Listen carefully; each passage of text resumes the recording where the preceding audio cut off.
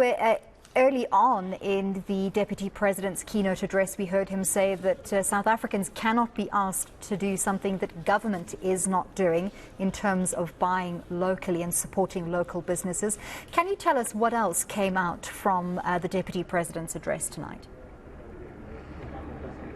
Annalie, in fact, the Deputy President here made an example of earlier conversation that he had with the Minister of Trade, Industry and Competition, Minister Aviwe Mtila, saying that the very suits that they're wearing need to be local. They didn't want to specify where they'd gotten them, and even suggesting that they'd be heading to the shops then tomorrow in order to support local tailors, of course, and getting those new suits. But the focus, of course, for the last 2 days in the Sandton Convention Centre has been about buying local, generating every rand that you, myself and the viewers at home, that when they're going out and buying products, should ensure that those rands go to the local consumers in order to grow, in fact, the economy. That was the focus at this Buy Local Summit by Proudly South African. And of course, the keynote address now, in closing it up, was done by the Deputy President Paul Mashatile. A myriad of issues painted out there that have been seen as the stumble blocks,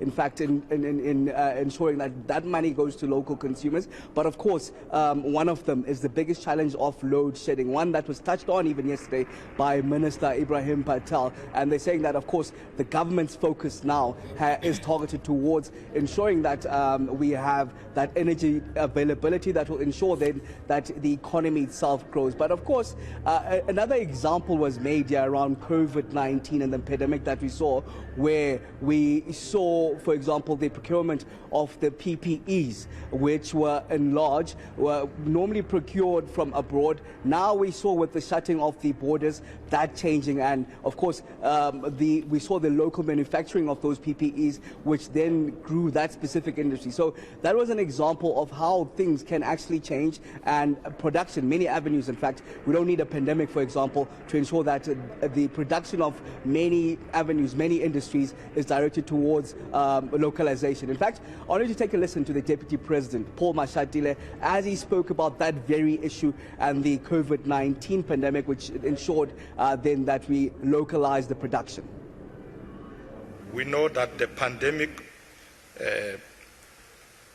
although we know that we had difficulties, many firms have difficulties, but the pandemic also in other ways opened opportunities for those who were unemployed and forced to get creative to make ends meet by starting their own local businesses. Moreover, the pandemic, meaning the COVID-19, and the subsequent necessity to respond to appropriately to its demands led to the introduction of many interventions that required sustainable localizations. Because we remember at the time that borders were closed and so on, so people had to be innovative, and we saw many local initiatives during that time. Aviwe, has the summit and Expo wrapped up now, or is there more on the cards for tomorrow?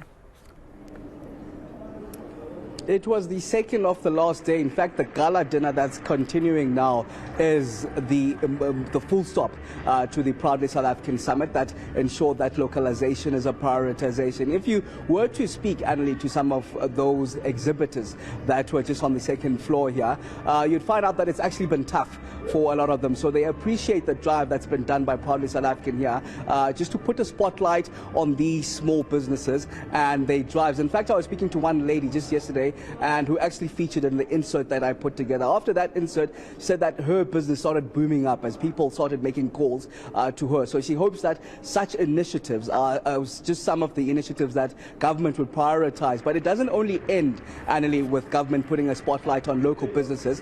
It also is upon us as South Africans, in being, proud South Africans, to ensuring that from the time that we were born as South Africans to where we are, where we work as South Africans, we ensure that we give back the very rand that we earn, ensure that it's delivered back to those local businesses to ensure that then the growth that is much needed in the economy takes place.